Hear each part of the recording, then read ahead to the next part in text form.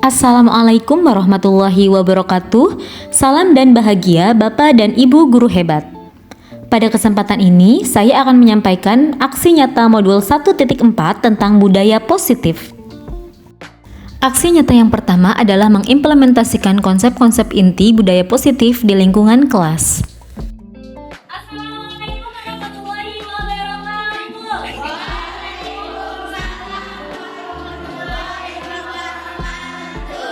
Semangat pagi anak-anak.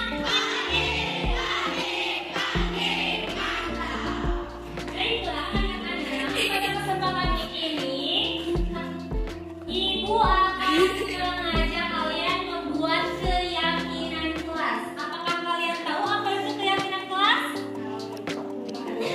Tahu apa itu keyakinan kelas?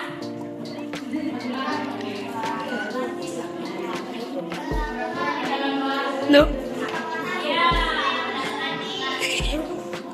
Keyakinan kelas itu adalah hasil kesepakatan bersama yang di dalamnya berisi nilai-nilai kebajikan yang digunakan untuk menumbuhkan motivasi internal di dalam diri. Ya, di dalam keyakinan kelas itu terdapat nilai-nilai kebajikan. Nilai-nilai kebajikan itu apa? Nilai-nilai kebajikan itu adalah nilai-nilai yang sifatnya baik.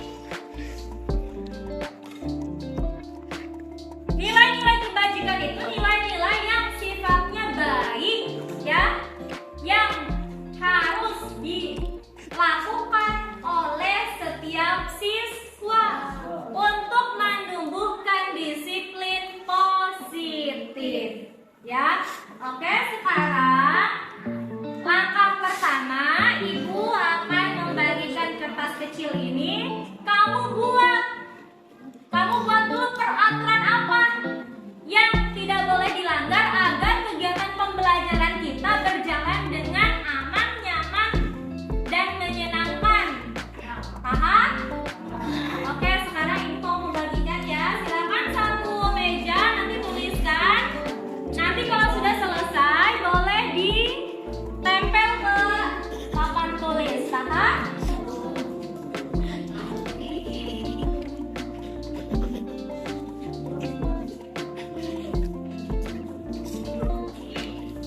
Tulis ya peraturan kelas apa yang ingin kamu ada di kelas ini. Iya, satu kertas berdua.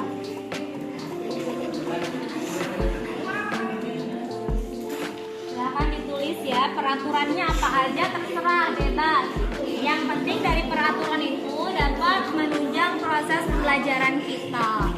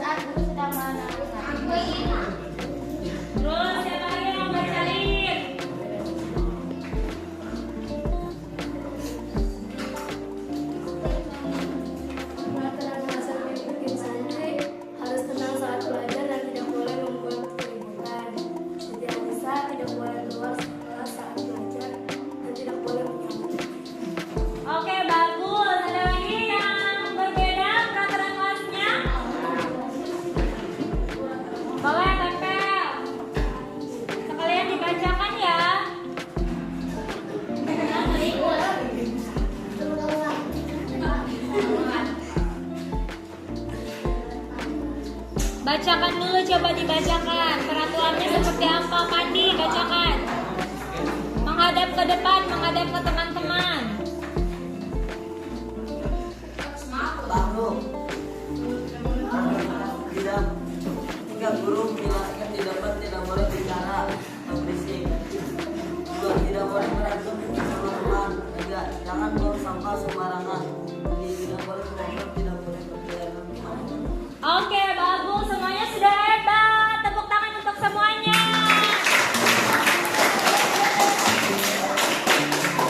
Kalian semua sudah bisa ya membuat peraturan kelas. Tapi itu yang namanya peraturan, kalau dilanggar pasti mendapatkan sanksi. Sekarang peraturan ini kita ubah menjadi kalimat positif. Kalimat positif itu adalah kalimat yang tidak menggunakan kata tidak atau kata negatif. Ya, contohnya tidak mengobrol saat belajar, kita ganti dengan Jangan mengobrol saat belajar. Jangan mengobrol saat belajar. kan jangan sudah sampai dengan tidak. Lawannya ngobrol apa? Lawannya ngobrol apa? Diam atau tenang. Oke, kita rubah ya.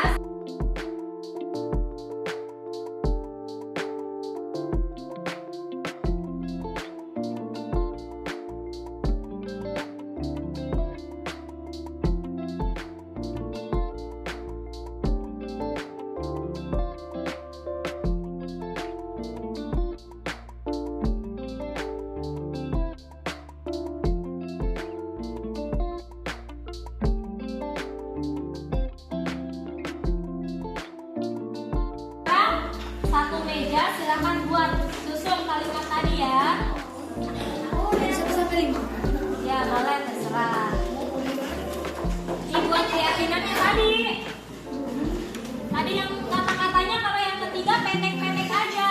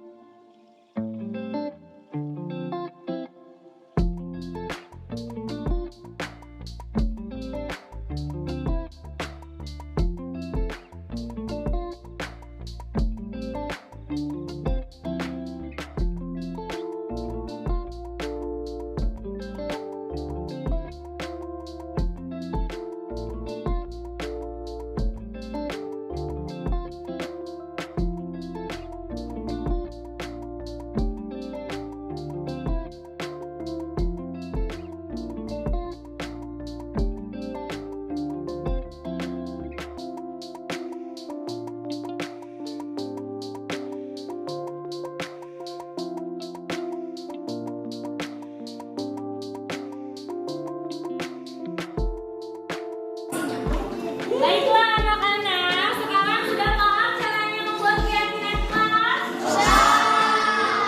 Nah, keyakinan kelas yang dibuat ini harus ditanamkan di dalam hati dan harus dilakukan. Tadi yang pertama, disiplin dalam waktu dan berpakaian. Yang kedua, harus saling menghargai. Yang ketiga, menjaga kebersihan. Yang keempat, saling menyayangi. Mudah-mudahan dengan keyakinan kelas ini kamu dapat menjadi anak-anak yang memiliki akhlak-akhlak atau budi pekerti yang baik. Nanti hasil keyakinan kelas ini ditempel ya di situ biar kamu ingat ya. Ketika ada yang lupa, boleh saling mengingatkan. Paham sampai sini anak-anak?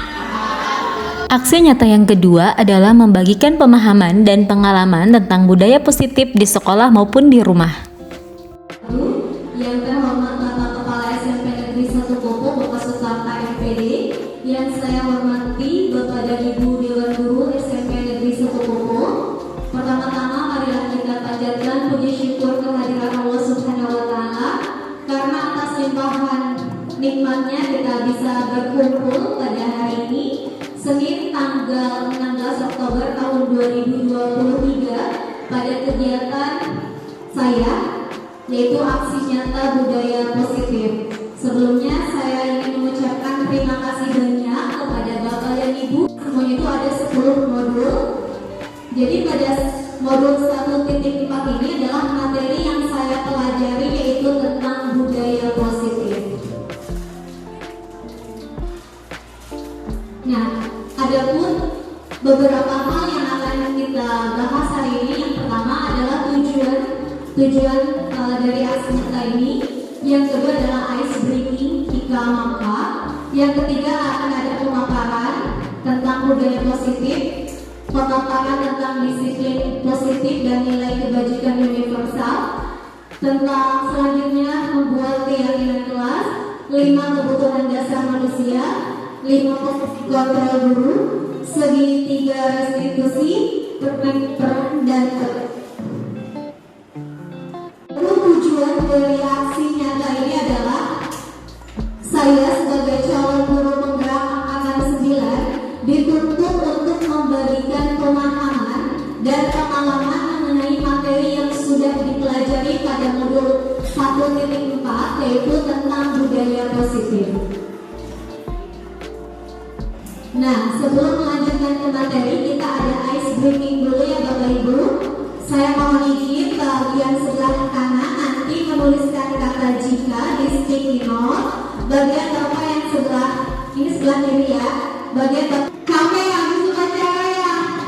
Selanjutnya coba saya minta, kalau saya bilang semangat pagi, Bapak Ibu bilangnya pagi, mantap. Bisa? Oke, semangat pagi. Semangat pagi. Terima kasih luar biasa untuk guru-guru SMP Negeri 1 Lombok.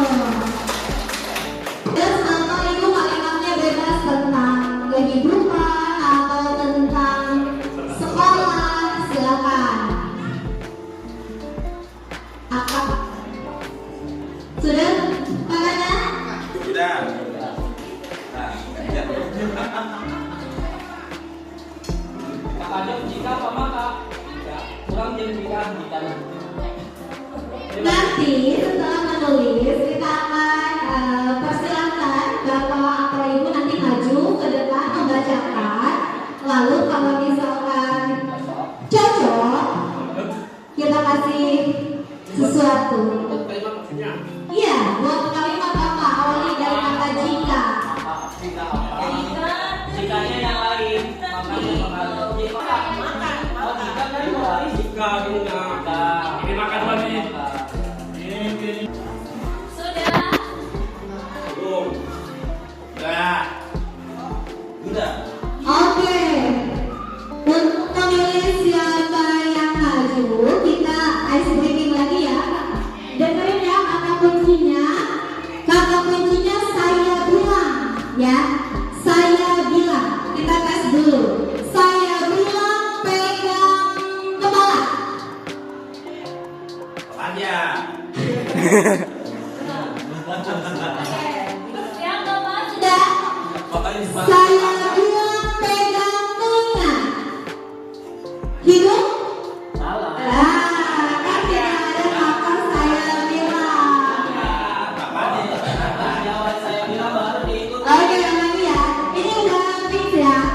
Lagi. Saya bilang pegang pundak. Mata.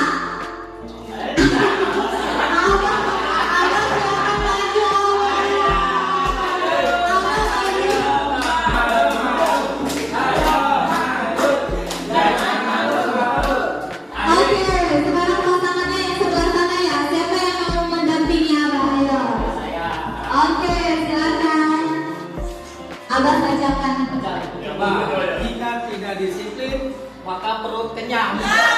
Maka perut kenyang kita kan ke kantin. Iya. Betul banget ya. Terima kasih Bapak. Anak disiplin ke kantin duluan makan. Ya betul. Biasa. Pengalaman belum. Oke, sekarang kayaknya sudah ini ya, sudah mulai semangat. Lanjutkan kita ke materi. Sebelumnya ada pertanyaan dulu nih Bapak Ibu. Yang lain enggak, Bu? Punya ya. Nanti terakhir aja ya. Pertanyaan penting. Apakah Bapak Ibu pernah mendengar ada murid yang tidak mau sekolah karena takut dihukum oleh guru karena tidak mengerjakan PR? Pernah? Yang kedua, apakah Bapak Ibu pernah mendengar murid tidak mau sekolah karena takut dibully oleh temannya? Nah, apakah Bapak Ibu pernah menemukan murid yang malas sekolah dan lebih memilih bolos daripada di kelas? Banyak. Nah, ini adalah beberapa problem yang kita temukan di sekolah. Kira-kira kenapa bisa begitu? Nah, sekarang kita akan membahas nih. Kita mencoba berupaya untuk meminimalisir hal ini budaya positif ya. Jadi menerapkan budaya positif ini adalah salah satu upaya untuk membuat sekolah kita ada menjadi sekolah yang aman dan nyaman sehingga murid bisa betah untuk belajar di sekolah. Budaya positif adalah perwujudan dari nilai-nilai atau keyakinan universal yang diterapkan di sekolah. Jadi, saya akan mengulas sedikit tentang filosofi Ki Hajar Dewantara. Menurut Ki Hajar Dewantara, kita guru diibaratkan sebagai petani, murid diibaratkan sebagai benih, sekolah diibaratkan sebagai lahan, dan masyarakat, keluarga adalah faktor lain yang turut serta mendukung. Dalam proses mendidik murid, guru bertugas untuk menuntun murid sesuai kodratnya. Ada dua kodrat, yaitu kodrat alam dan kodrat zaman. Yang namanya petani pasti tugasnya apa saja? Menyiram, membersihkan hama, memberikan pupuk. Murid ini adalah bibit. Bibit punya bakat dan minatnya masing-masing. Kita tidak bisa menanam bibit padi akan kita ubah menjadi bibit jagung. Tidak bisa. Tentunya kita sebagai petani hanya bisa menuntun tumbuhnya bibit agar menjadi tanaman yang tumbuh dengan subur. Nah, dalam menerapkan budaya positif, maka kita harus mengubah paradigma bahwa kita bisa mengontrol murid. Itu yang harus kita rubah. Murid adalah manusia merdeka yang tidak bisa dikontrol oleh guru semau guru. Kita hanya bisa membimbing mereka di jalan yang lurus sehingga mereka bisa mendapatkan apa yang mereka inginkan. Sekarang coba Bapak Ibu kepalkan tangan Bapak Ibu. Kalau saya menyuruh Pak Sukadi untuk membuka, itu karena Bapak terpengaruh oleh saya. Tapi kalau misalkan saya membujuk Bapak, kemudian saya merayu Bapak, tapi Bapak nggak mau membuka, apakah tangan ini akan terbuka? Tidak, ya. Jelas bahwa setiap murid, setiap manusia itu bisa dikontrol oleh dirinya sendiri. Kita bisa memerintah murid karena muridnya yang ingin dikontrol oleh kita, tapi pada dasarnya setiap manusia tidak bisa mengontrol orang lain. Nah, selanjutnya nilai-nilai kebajikan universal. Tadi budaya positif adalah suatu keadaan di mana penerapan nilai-nilai kebajikan universal. Untuk di Indonesia sendiri, tujuan pendidikan Indonesia adalah mewujudkan murid yang berprofil pelajar Pancasila. Ada 6 dimensi, ya. Lalu ada lagi yang dari makanya nilai universal itu, kebajikan universal itu adalah toleransi, rasa hormat, integritas, mandiri, dan lain-lain. Pokoknya nilai-nilai kebajikan universal ini adalah nilai-nilai kebaikan yang selayaknya atau sebaiknya ada di dalam diri setiap murid. Nah, kita di sekolah berupaya untuk menguatkan nilai-nilai ini pada diri siswa melalui budaya positif. Budaya positif dapat terbentuk ketika unsur utamanya yaitu disiplin positif dilakukan. Ya, apa itu disiplin positif? Disiplin positif adalah suatu pendekatan untuk menerapkan disiplin dari dalam diri anak tanpa adanya hukuman maupun hadiah. Jadi mereka bisa berdisiplin karena adanya dorongan atau motivasi yang ada dari dalam diri dia sendiri. Pendekatan disiplin positif menitik beratkan pendekatan yang positif tanpa kekerasan, memotivasi, merefleksi kesalahan, menghargai, membangun logika, dan bersifat jangka panjang.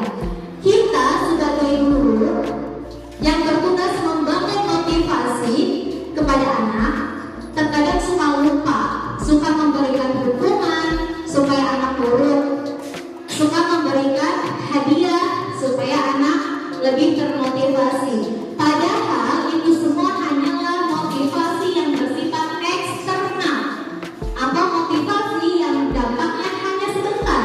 Ketika kita sudah tidak memberikan hadiah, otomatis motivasi anak juga akan menurun kembali. Ketika kita memberikan hukuman kepada anak, anak itu akan motivasinya turun kembali. Tapi ada satu upaya yang dapat dilakukan untuk mewujudkan atau mengembangkan menumbuhkan motivasi internal, yaitu dengan cara restitusi. Ya, jadi istilah hukuman pasti semuanya juga sudah tahu ya. Saya sendiri terkadang saya sering memberikan hukuman kepada anak, bahkan juga suka memberikan hadiah. Namun setelah mempelajari modul ini di program Guru Penggerak, ternyata hukuman dan hadiah ini memberikan ada dampak negatifnya kepada anak. Salah satunya mereka menjadi kecewa ketika guru itu berubah ketika tidak memberikan hadiah. Nah, lalu ada istilah yang namanya hukuman dan ada yang namanya konsekuensi. Kira-kira apa bedanya hukuman dan konsekuensi? Hukuman sanksi. Iya, pelanggaran. Jadi ketika anak yang melanggar dikasih hukuman. Itu biasanya hukuman itu diberikan oleh guru tanpa ada relevansinya dengan perbuatan atau pelanggaran yang dilakukan oleh murid. Kalau konsekuensi biasanya sebelumnya sudah disepakati, ya. Contohnya nih, lari 10 keliling lapangan karena terlambat. Kira-kira ini konsekuensi atau hukuman? Hukuman, karena tidak ada kaitannya kan antara perbuatan atau kesalahan dia dengan apa yang dia dapatkan. Ini namanya yang nomor 1 adalah hukuman. Yang kedua, mengepel lantai karena menumpahkan air. Ini adalah konsekuensi, ada hubungan, ya, sesuatu yang dilakukan ada relevansinya dengan yang dia lakukan. Yang ketiga, menulis 100 kata di buku, saya tidak akan mencontek lagi. Ini hukuman atau konsekuensi? Ini adalah hukuman. Yang keempat, menjahit baju teman karena robek saat bercanda. Ini konsekuensi. Dan yang kelima, dijemur karena bolos. Ini adalah suatu hukuman. Jadi Bapak Ibu, kita harus ingat bahwa ketika kita memberikan hukuman kepada anak, kita harus lihat psikologis anaknya. Kira-kira anaknya ini nanti akan marah atau akan dendam tidak sama kita. Takutnya suatu saat nanti dia menyimpan dendam kepada kita, akhirnya dia membalas. kekecewaan itu kepada diri kita sendiri, bisa dengan mungkin mengempeskan motor kita, mencoret motor kita, ataupun lain-lain. Nah, selanjutnya kita ke materi 5 kebutuhan dasar manusia. Ya, ketika seorang anak melakukan sebuah kesalahan, maka tugas kita yang pertama adalah kita analisis dulu. Kira-kira kebutuhan apa yang ingin dipenuhi oleh anak, apa yang belum guru berikan kepada anak. Ada 5 kebutuhan dasar manusia. Yang pertama adalah survival atau bertahan hidup, bisa berupa makan, minum, olahraga, kesehatan. Ini adalah kebutuhan bertahan hidup. Kebutuhan dasar yang kedua adalah kesenangan, bisa dengan hobi, menyalurkan hobinya. Yang ketiga adalah kebutuhan akan cinta dan kasih sayang. Terkadang ada anak yang suka campur sama guru. Kalau anak yang suka campur sama guru, biasanya anak ini mungkin dia kekurangan cinta dan kasih sayang. Yang keempat adalah penguasaan, yang mana anak ini ingin merasa terlihat dihargai oleh temannya. Yang keenam adalah kebebasan. Ini adalah 5 kebutuhan dasar yang kita sebagai guru harus mengerti. Anak-anak kita ini butuhnya apa? Ketika di kelasroom, kita sebagai guru mencoba memenuhi kebutuhan ini di kelas. Selanjutnya adalah untuk melaksanakan disiplin positif, kita sebaiknya membuat keyakinan kelas bersama anak. Ya, kenapa bukan peraturan? Apa bedanya peraturan dengan keyakinan? Ada perbedaan tidak, Bapak Ibu? Makanya pemerintah di sini menginisiasikan bahwa ubah kata peraturan menjadi keyakinan kelas. Kenapa? Karena biasanya kalau peraturan itu kalau dilanggar ada sanksi atau ada hukuman. Tetapi kalau yang namanya keyakinan, karena sudah tertanam di dalam jiwa anak, ketika mereka berbuat kesalahan, maka mereka berinisiatif untuk memperbaiki kesalahannya itu.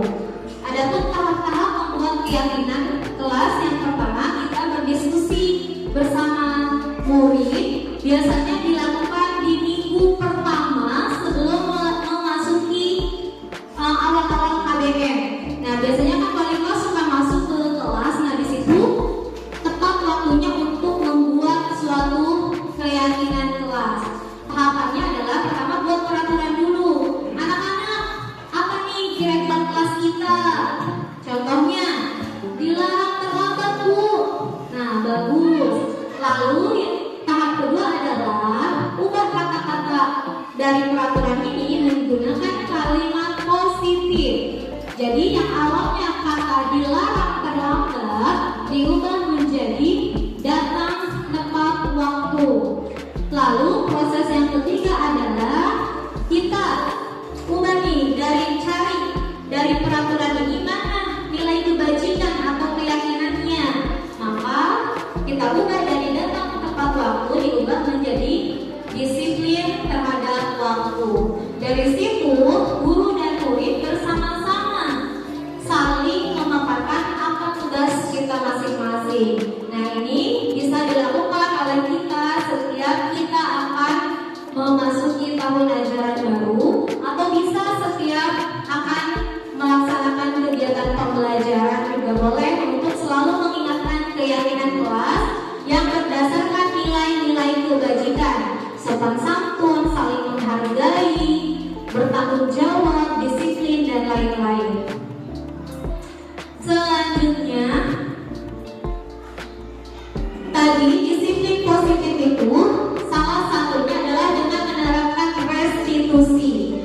Sebelum ke restitusi, saya mau sedikit menyampaikan ada 5 posisi kontrol guru yang terkadang kita suka melakukan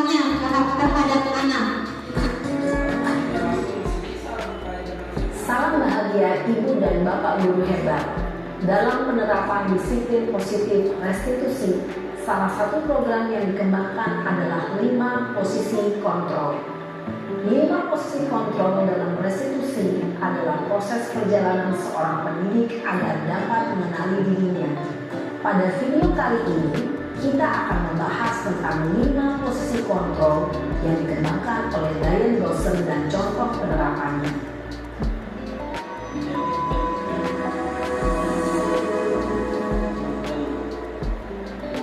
5 posisi kontrol itu adalah 1. Posisi penghukum, 2. Posisi pembuat rasa bersalah, 3. Posisi teman, 4. Posisi pemantau atau monitor, dan 5. Posisi manajer. Untuk lebih memahami kelima posisi tersebut, mari kita saksikan kasus Naren yang terlambat hadir 20 menit di sekolah dan melihat bagaimana kelima posisi kontrol dalam menghadapi masalah tersebut.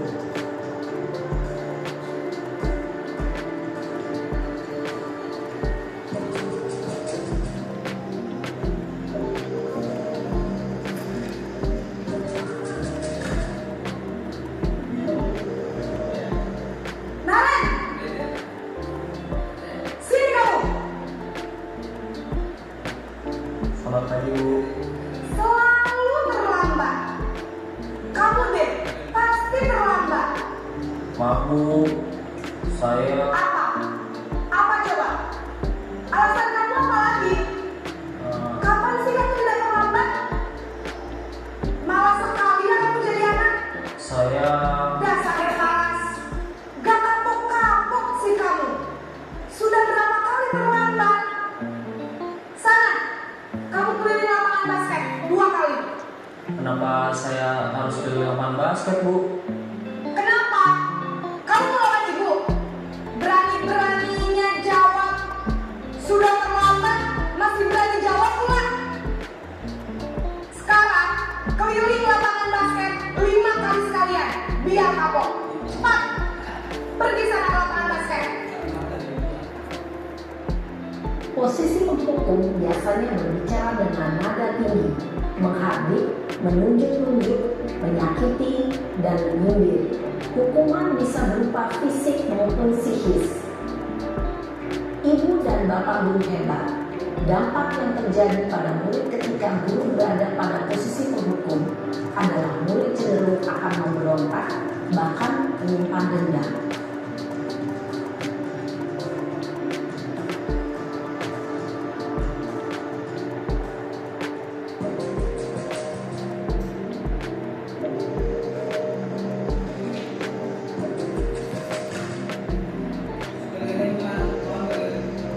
Naren,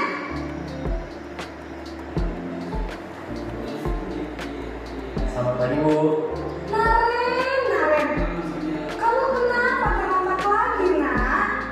Ya Tuhan, Naren. Kamu senang ya bikin ibu susah ya? Kalau kamu terlambat lagi, nanti ibu yang ditegur bapak kepala sekolah, nak. Disangka ibu tidak bisa membina kamu. Duh, gimana ini? Maaf, Bu. Duh, Gusti Naren. Kamu suka ya kalau ibu ditegur bapak kepala sekolah? Terus, sekarang ibu harus tulis apa yang ibu absen? Ini kamu sudah sering terlambat loh. Ibu harus apa coba? Maaf, Bu. Maaf sekali. Ya sudah, lain kali jangan bikin ibu susah lagi ya, nak ya. Ibu tidak akan kuat lagi kalau kamu begini terus. Bisa jantungan kalau ibu tegur bapak kepala sekolah. Sana cepat kelas. Maaf ya, Bu.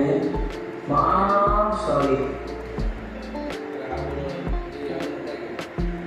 Posisi pembuat rasa bersalah berbicara dengan nada tenang, cenderung lembut, namun kata-kata yang diutarakan membuat murid merasa menjadi orang yang gagal, memandang buruk dirinya sendiri, merasa tidak berharga, dan tidak sanggup membahagiakan orang lain.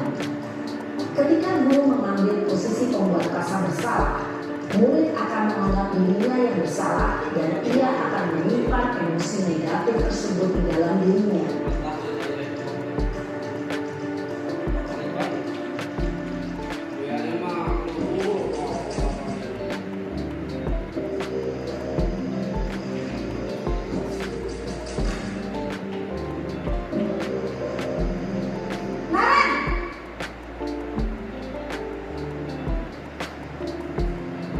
Selamat pagi Bu. Wah, sudah jam berapa ini, Nak? Terlambat lagi ya, sayang. Iya Bu, habis ibu saya lupa bangunkan saya Bu. Kamu malah menyalahkan ibu kamu. Kamu bukannya anak yang paling kencang. Kok terlambat sih? Iya Bu, saya memang terlambat bangun tadi. Jadi biarpun saya lagi kencang, tetap gak kejar Bu. Ya sudah sana, nanti lain kali larinya lebih kencang lagi ya. Biar gak terlambat lagi. Bikin senang ibu, demi ibu. Bisa kan? Bisa Bu. Ya sudah sana masuk kelas. Ibu beresin urusan absen kamu. Kamu ini ada-ada saja. Dalam posisi teman, guru berbicara dengan nada suara ramah, akrab, cenderung bersenggah gurau untuk menjaga suasana tetap santai. Murid akan merasa senang, aman, dan akrab dengan guru. Identitas yang tercipta adalah identitas sukses atau berhasil. Namun, perlu diingat, karena ini masih dorongan eksternal, maka ada faktor ketergantungan dari murid kepada orang tertentu. Di sini, guru absennya, sehingga di lain waktu, murid bisa berperilaku baik, namun hanya kepada orang-orang tertentu saja.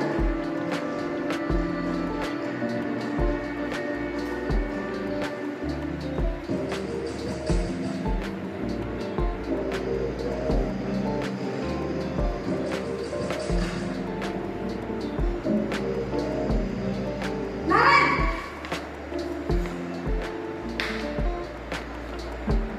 Selamat pagi Bu. Naren, apa peraturan sekolah kita tentang jam berapa kita harus masuk sekolah, Nak?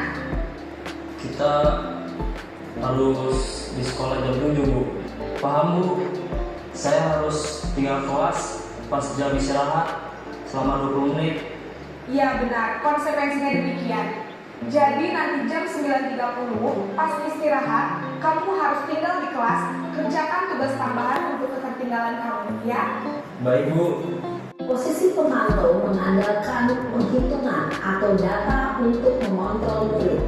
Guru mengarahkan murid berdasarkan peraturan dan konsekuensi. Seorang pemantau menunjukkan bahasa tubuh dan ekspresi wajah yang datar dan cenderung formal.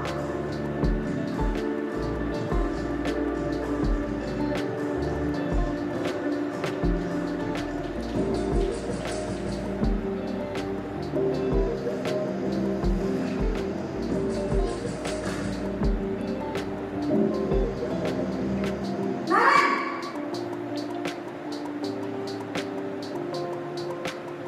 Selamat pagi Bu. Selamat pagi, Naren. Maaf Bu, saya terlambat. Iya, sekolah masuknya jam 7, sekarang sudah jam 7.20. Jadi sekarang bagaimana ini, Naren? Maaf Bu, saya lupa setel alarm saya semalam. Baiklah, menurut kamu, keyakinan sekolah yang mana yang perlu kamu tingkatkan? Menghargai diri sendiri dan orang lain mungkin ya Bu. Setuju. Jadi, apakah Naren meyakini prinsip saling menghormati tersebut? Iya Bu, saya meyakininya. Apakah Naren bersedia memperbaiki masalah keterlambatan ini? Bersedia Bu. Bagaimana kamu akan memperbaiki masalah keterlambatan ini? Saya akan coba untuk tidak lupa menyetel alarm saya Bu. Baik, kalau Naren lupa menyetel alarm di rumah, ada orang yang kira-kira bisa bantu mengingatkan tidak? Ada Bu, kakak saya, Kak Emma. Ada lagi selain Kak Emma? Selain Kak Emma, ada ibu saya. Baik, jadi yang mengingatkan Naren adalah Kak Emma dan ibu kamu ya? Kira-kira akan mulai saya alarm kapan nih, Naren? setelah pulang sekolah akan segera saya lakukan. Baik, jadi Naren akan setel alarm untuk bangun besok pagi dan akan diingatkan oleh kakak dan ibunda Naren ya. Ada lagi yang mungkin perlu dilakukan Naren agar tidak terlambat bangun lagi? Tidak ada, Bu. Baik Naren, terima kasih untuk kerjasama kamu. Sekarang kamu perlu kembali ke kelas untuk belajar. Baik, Bu. Terima kasih. Posisi manajer adalah posisi kontrol yang disarankan untuk membimbing murid memiliki sikap disiplin yang positif, yaitu murid yang mandiri, bertanggung jawab, dan dapat memecahkan masalah. Tujuan dari posisi ini adalah agar murid dapat berefleksi atas tindakannya. Guru akan dengan tulus memberikan pertanyaan-pertanyaan bermakna, sehingga membuat murid dapat belajar dari kesalahannya dan mencari sebuah solusi untuk menyelesaikannya. Ibu dan Bapak guru hebat, setelah mengamati adegan kelima posisi kontrol tadi, kira-kira posisi mana yang paling ideal? Posisi mana yang dapat menunjang motivasi intrinsik murid? Ya, tentu posisi manajer. Posisi ini memang posisi ideal yang ingin dituju setiap pendidik. Pada posisi inilah, guru dapat menerapkan disiplin positif yang berpihak pada murid, yang memerdekakan murid. Perjalanan seorang pendidik tentunya tidak mudah untuk sampai pada posisi seorang manajer. Namun, tujuan kita pasti, yaitu menciptakan murid-murid yang mandiri, merdeka, dan bertanggung jawab. Semoga penggambaran 5 posisi kontrol yang telah diperlihatkan ini dapat menjadi ajang refleksi bagi kita semua, agar dapat terus mengasah dan menerapkan disiplin positif yang memerdekakan murid. Mari terus berlatih dan bersemangat. Selamat menerapkan. Salam dan bahagia Ibu dan Bapak guru hebat. Yang pertama adalah posisi kontrol sebagai penghubung. Biasanya kalau posisi kontrol sebagai penghubung, guru ketika melihat anaknya melakukan kesalahan langsung marah, langsung marah, langsung ini Mbak, betul? Long-cangkeng. Kamu terlambat terus. Nah, mau jadi apa kamu? Dengan nada yang tinggi, kemudian kata-kata bisa berupa yang menyakitkan perasaan murid, juga bahkan bisa memberikan hukuman. Lari kamu 10 keliling lapangan. Nah, kalau seperti itu berarti Bapak dan Ibu sedang berada pada posisi seorang penghubung. Lalu posisi yang kedua adalah posisi pembuat merasa bersalah. Biasanya kata-katanya melas. Kamu kenapa begitu? Kamu sudah mengecewakan ibu. Ibu sudah capek-capek mengajar kamu, tapi kenapa kamu begini? Nah, itu namanya kita sedang berada pada posisi pembuat merasa bersalah. Atau orang tua sudah capek-capek menyekolahkan kamu, tapi kenapa kamu seperti ini? Nah, itu contoh kata-kata yang biasa diucapkan oleh seorang guru yang berada pada posisi pembuat merasa bersalah. Selanjutnya adalah posisi sebagai teman. Kalau teman itu biasanya nadanya ya seperti teman biasa. Kata-katanya tolong bantu ibu ya, tolong bantu bapak ya. Nah, ini kalimat yang biasanya diucapkan ketika seorang guru berada pada posisi sebagai teman. Yang keempat ya sebagai pemantau. Kalau pemantau biasanya menggunakan data. Contohnya peraturannya apa? Konsekuensinya apa? Nah, ini biasanya kalau berkata seperti itu kita sedang berada pada posisi sebagai seorang pemantau. Dan yang terakhir adalah posisi sebagai seorang manajer. Dan posisi sebagai manajer ini adalah posisi yang paling ideal yang bisa dilakukan guru ketika melihat ada murid yang melakukan kesalahan. Kita mencari tahu dulu apa alasan anak terlambat, lalu kita memberikan kesempatan kepada anak untuk bisa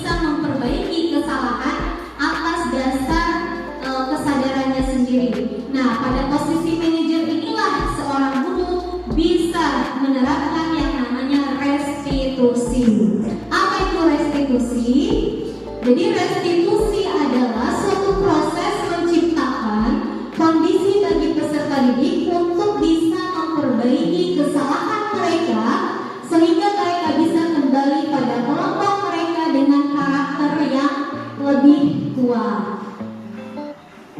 Segitiga restitusi ini dikemukakan oleh seorang pakar pendidikan yang bernama Diane Gozen. Beliau berasal dari kalau tidak salah Inggris, yang mana beliau melakukan penemuan yang namanya teori restitusi. Seorang guru ketika menemukan anaknya bermasalah dapat melakukan tindakan restitusi dengan ada 3 langkah utamanya.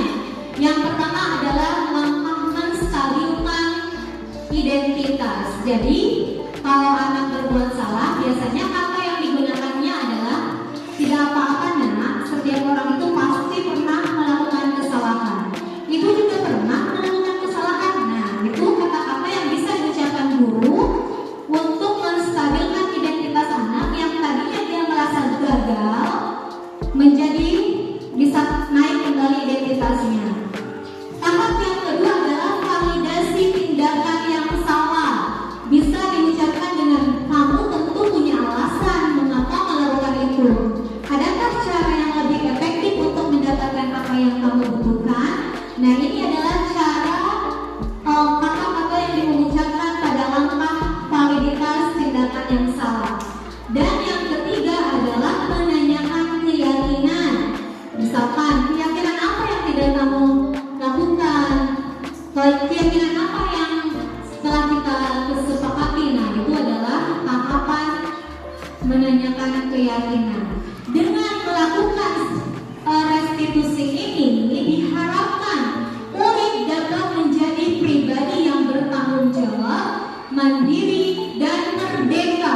Mereka tanpa adanya rasa sakit hati, guru bisa membimbing murid untuk agar murid mendapatkan solusi atas kesalahannya. Baik Bapak Ibu, sebelum bermain Warahmatullahi wabarakatuh. Halo Bapak dan Ibu guru hebat, salam dan bahagia. Saya Lucy Esther Pandini, calon guru penggerak angkatan 9 dari SMP Negeri 1 Popo, Kabupaten Serang, Provinsi Banten. Pada video kali ini, saya akan menyampaikan tugas demonstrasi kontekstual modul 1.4 tentang budaya positif. Salah satu tanggung jawab seorang guru adalah bagaimana menciptakan suatu lingkungan positif yang terdiri dari warga sekolah yang saling mendukung, saling belajar, saling bekerja sama sehingga terciptalah kebiasaan-kebiasaan baik. Dari kebiasaan-kebiasaan baik ini akan tumbuh menjadi karakter hingga pada akhirnya membentuk budaya positif. Untuk itu, guru memiliki peran dalam membangun atau mewujudkan budaya positif di sekolah. Budaya positif merupakan perwujudan dari nilai-nilai atau keyakinan universal yang diterapkan di sekolah. Budaya positif dapat diwujudkan dengan menerapkan unsur utamanya yaitu disiplin positif. Disiplin positif dapat dilakukan dengan menerapkan restitusi. Restitusi adalah proses menciptakan kondisi bagi murid untuk memperbaiki kesalahan mereka sehingga mereka bisa kembali pada kelompok dengan karakter yang lebih kuat. Sebelum menerapkan restitusi, maka perlu diketahui adanya 5 posisi kontrol guru. Yang pertama adalah sebagai penghukum, yang kedua adalah sebagai pembuat merasa bersalah, yang ketiga adalah posisi sebagai teman, yang keempat adalah posisi sebagai pemantau, dan yang kelima adalah posisi sebagai manajer. Dalam menerapkan restitusi, maka guru perlu memahami 3 langkah segitiga restitusi. Yang pertama adalah menstabilkan identitas, yang kedua adalah validasi perbuatan yang salah, dan yang ketiga adalah menanyakan keyakinan. Contoh penerapan segitiga restitusi. Kasus 1. Suatu hari setelah melaksanakan praktikum IPA, Adi menjaili teman-temannya dengan menempelkan garam di wajah mereka. Hingga ada seorang anak yang melaporkannya ke guru.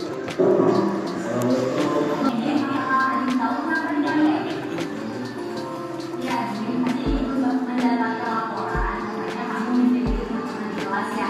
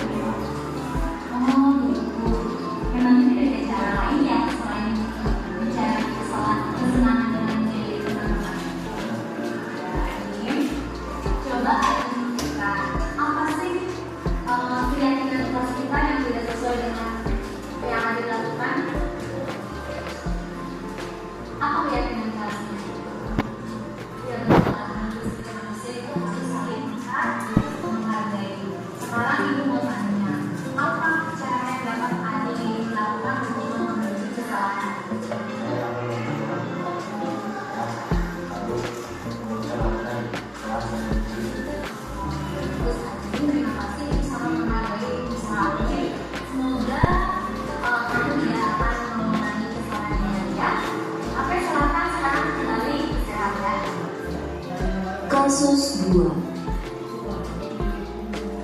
Pada saat kegiatan diskusi, guru memperhatikan muridnya bernama Najma yang tidak melibatkan temannya Rina dalam diskusi hingga menghiraukannya.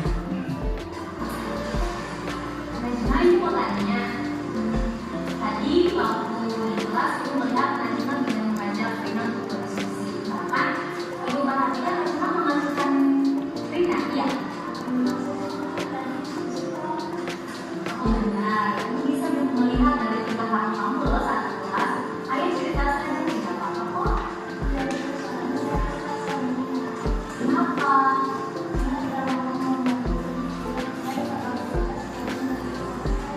Oh, jadi itu alasannya. Ibu mengerti apa yang kamu lakukan. Bahkan ketika ibu berada di posisi kamu, pasti ibu juga akan merasa kesal. Tidak apa-apa, setiap orang pasti pernah melakukan kesalahan. Nah, tapi apakah Najma tahu kalau apa yang Najma lakukan itu telah merusak hubungan antara Najma dan Rina?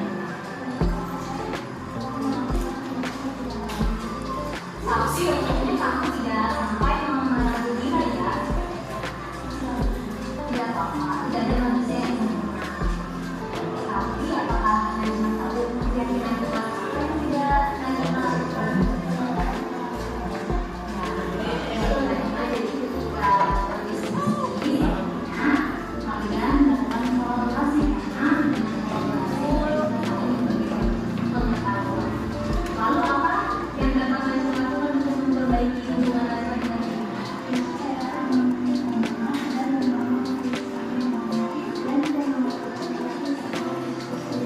Ya, terima kasih ya, Ibu sangat menghargai usaha kamu. Semoga kamu dapat memperbaiki kesalahan kamu ya. Sekarang silakan kamu pulang kawan sama ayah dan ibu ya. Kesimpulan yang dapat saya ambil dari kegiatan ini adalah restitusi bukan untuk menebus kesalahan, namun untuk belajar dari kesalahan serta berfokus pada solusi. Melalui segitiga restitusi, kita dapat mewujudkan murid yang merdeka. Mereka mampu menyelesaikan masalah dengan motivasi internal dan bertanggung jawab terhadap pilihannya.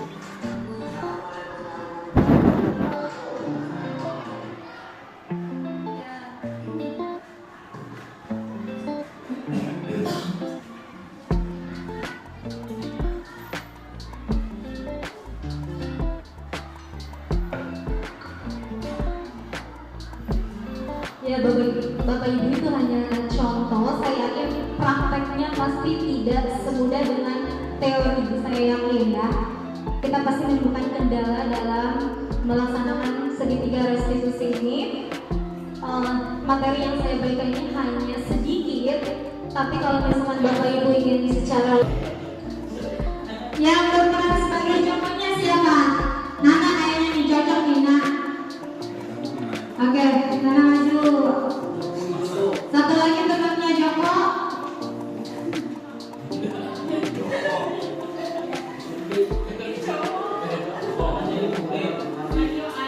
Mario. Pak Joko, Pak Putra, Nana Kurin. Mario, Nana Mario. Ari, Mari maju. Yang berperan sebagai Pak Jokonya siapa? Pak Ajo. Bapak, langsung aja yang maju. Oke, Bapak kepala sekolah.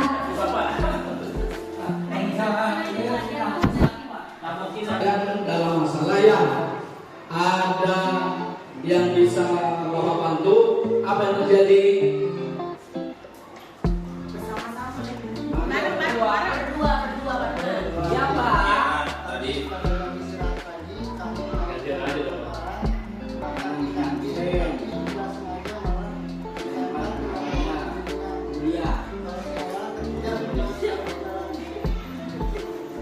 Kalian lebarin barang makanan di kantin tidak menjauh Dina ketika beliau sedang lewat. Iya Pak. Adik, ada informasi yang kamu mau tambahkan? Kami tidak bermaksud untuk melakukannya, tapi Tapi kami bisa kalian tahu kalau kalian berada dalam masalah sekarang? Ya. Baiklah, Bapak di sini bukan untuk mencari siapa yang salah. Bapak di sini untuk mencari penyelesaian bersama-sama. Berpikir sama-sama tentang apa yang bisa kita lakukan untuk perbaiki situasi ini. Kalian pasti melakukan itu ada alasannya ya. Pasti seru. Ya, main lempar-lemparan makanan. Begitu? Iya, Pak.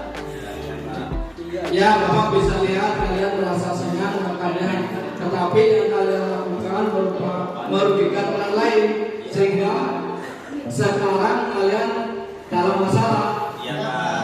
Sekarang mari kita bicara tentang keyakinan kelas dan keyakinan sekolah kita.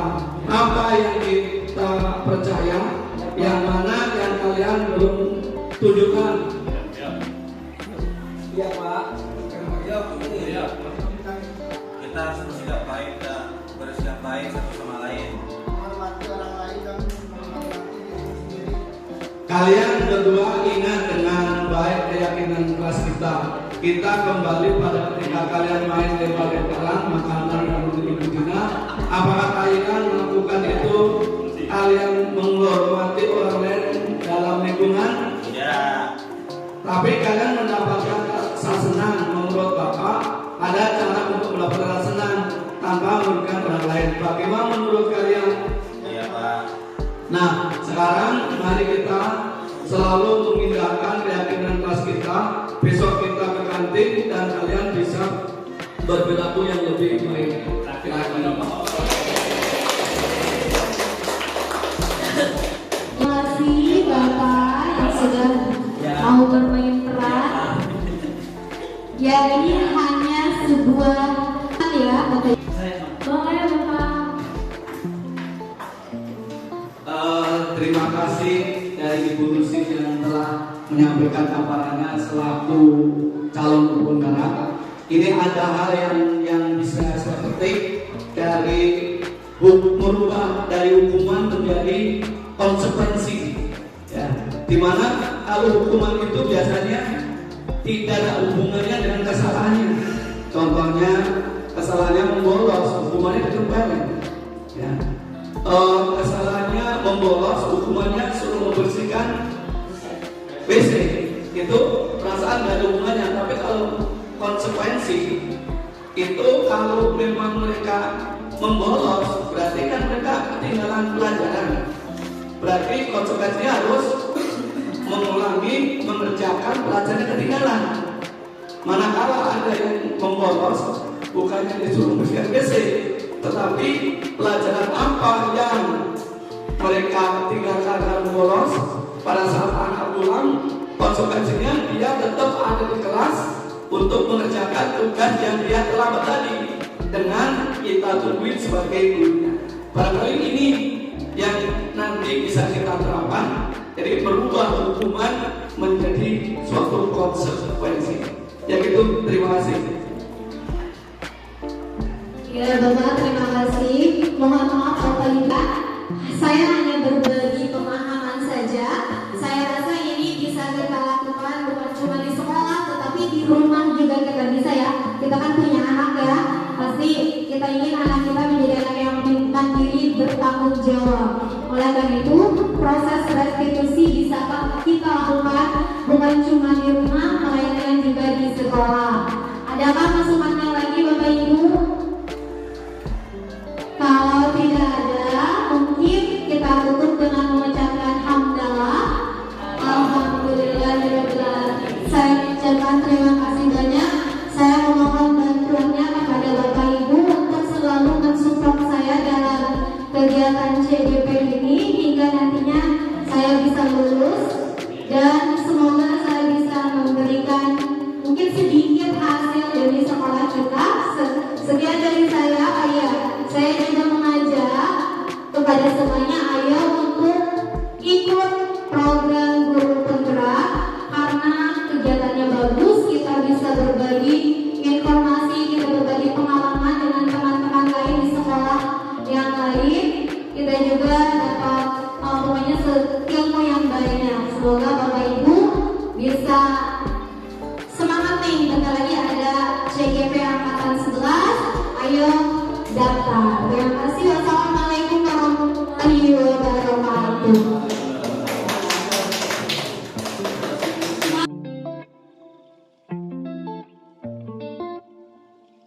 Itulah tadi gambaran aksi nyata yang telah saya lakukan di sekolah. Terima kasih atas segala perhatiannya. Wassalamualaikum warahmatullahi wabarakatuh. Salam guru penggerak, tergerak, bergerak, menggerakkan.